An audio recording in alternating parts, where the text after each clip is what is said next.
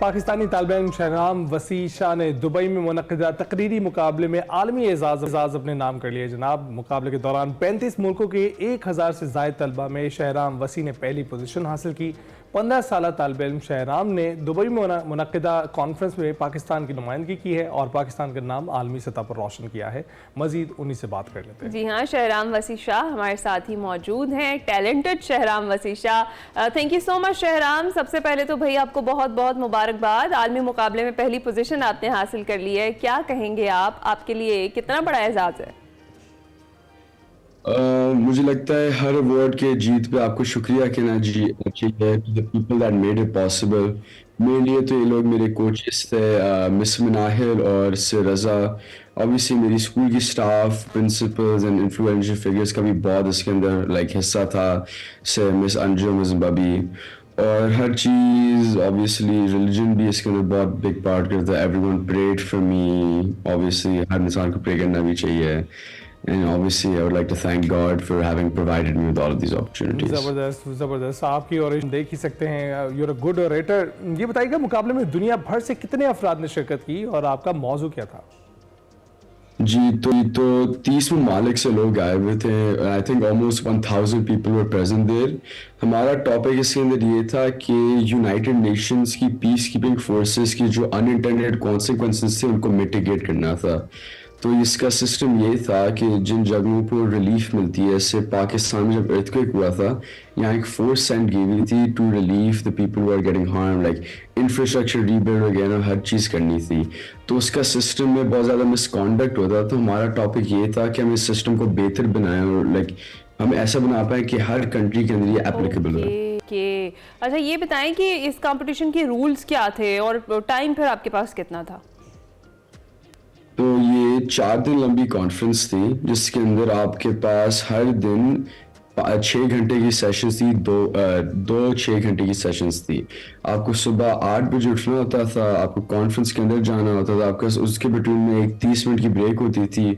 اس کے بعد آپ پھر سے ہر وقت ریسرچ کر رہے ہوتے تھے، آپ ہر وقت پڑھ رہے ہوتے تھے، آپ دوسرے لوگوں سے باتیں کر رہے ہوتے تھے اور آپ کے پاس بس جنرل انڈرسٹینڈنگ ہو رہی ہوتی تھی کہ ہو کیا رہا ہے لائک دنیا کے اندر. کیونکہ اوبیسلی ہر چیز اس کمیٹی کے اندر بات ہوتی ہے بہت ڈیلی ریلیونٹ میٹرز کے بارے میں ہوتی ہے. اچھا یہ بتائیے گا آپ پڑھتے کس کلاس میں ہیں اور یہ شوق کیسے پیدا ہوا؟ آپ کو موٹیویشن کیا تھی تقریری مقابلوں کے لیے؟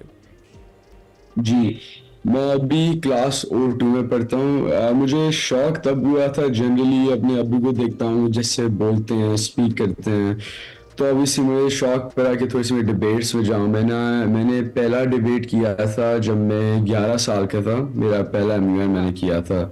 اس کے بعد جب سے میں گیا ہوں مجھے پتا چل گیا کہ مجھے مجھے انٹرسٹ ہے ان چیزوں میں ڈبیٹ کروں کہ about matters that actually matter, سوائے کہ میں کوئی obviously ٹائم ضائع نہ کروں. میں چیزوں کے بارے میں سیکھوں کہ زندگی کیسے چلتی ہے، دنیا کیسے چلتی ہے. obviously I think these things are going to help me in my future, so that's why I do them. تو شہرام اپنے بابا کا نام لیا ہے تو ماشاءاللہ وہ تو بہت بڑے شاعر ہیں. آپ کو بھی شوق ہے شاعری کا؟ آپ نے اگر کچھ لکھا ہوا ہے تو ہمیں بھی سنائیں.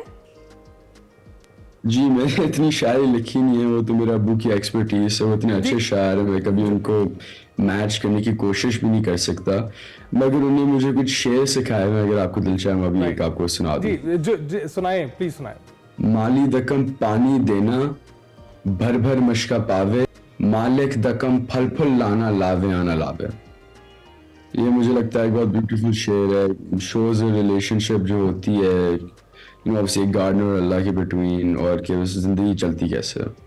بالکل ایسا ہی ہے. اچھا بہت سارے نوجوان آپ کو دیکھ رہے ہیں، وہ کچھ کر سکتے ہیں مگر کبھی ہمت نہیں کر پاتے، کوئی میسج دیں گے انہیں؟ جن لوگوں کے پاس اپرچونٹیز ہیں، کیونکہ اوبیسلی اتنے زیادہ بچے پاکستان کے پاس ایجوکیشن نہیں ہوتی، اگر آپ کے پاس یہ اپرچونٹی ابھی ہے آپ کو یہ چیزیں لینی چاہیے.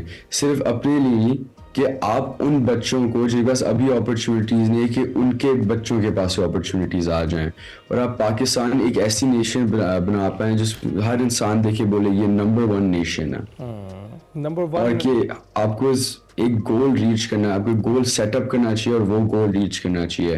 اور اس گول ریچ کرنے کے بعد رکنا نہیں چاہیے، ایک اور بنانا چاہیے اور ایک اور بنانا چاہیے جب تک آپ کہہ پائیں کہ آپ نے ہر چیز زندگی میں کر لی ہے. بالکل یہ بات تو بالکل درست ہے کہ پاکستان کا جو مستقبل ہے وہ بہت محفوظ ہاتھوں میں ہے. آپ جیسے جو نوجوان ہیں ہم دیکھ ہی رہے ہیں کہ کمال کر رہے ہیں, عالمی مقابلے جیت رہے ہیں, تو آف کورس یہ ہمیں دکھائی دیتا ہے کہ زبردست مستقبل ہے. آپ نوجوان ایک ٹیلنٹ ریسورس ہمارے پاس موجود ہیں. مستقبل میں کیا کرنے کا ارادہ رکھتے ہیں آپ, کیا بننے کے شوق ہے آپ کو؟ میرا شوق زیادہ ہے آرکیٹیکچر میں. میں جب دبئی گیا تھا کانفرنس کے لیے, میں نے دیکھا تھا اتنی زیادہ beautiful buildings from all around the world, اتنے زیادہ کلچرز پریزنٹ تھے. میں نے ایسے کام کرنا ہے کہ میں اتنی ایک بیوٹیفل آرکیٹیکچر بنا پاؤں کہ لوگ اس کو اپریشیٹ کر پائیں, اس کو دیکھیں کہ کیا بات ہے یار. And that's generally what my passion is. It's not super related to debates اور جو مننگ کی ریلیٹڈ والی چیزیں ہوتی ہیں, مگر ہر اسکلز لائف میں ڈفرینٹ ہوتی ہیں اور مجھے پرسو کرنے کے دل آرکیٹیکچر میں ہی ہے. زبردست, تھینک یو شہرام. آپ ایک قابل باپ کے قابل بیٹے ہیں اور ہمیں بالکل پوری امید ہے آگے چل کر بھی آپ روشن کریں گے اپنے والد صاحب کا بھی اور پاکستان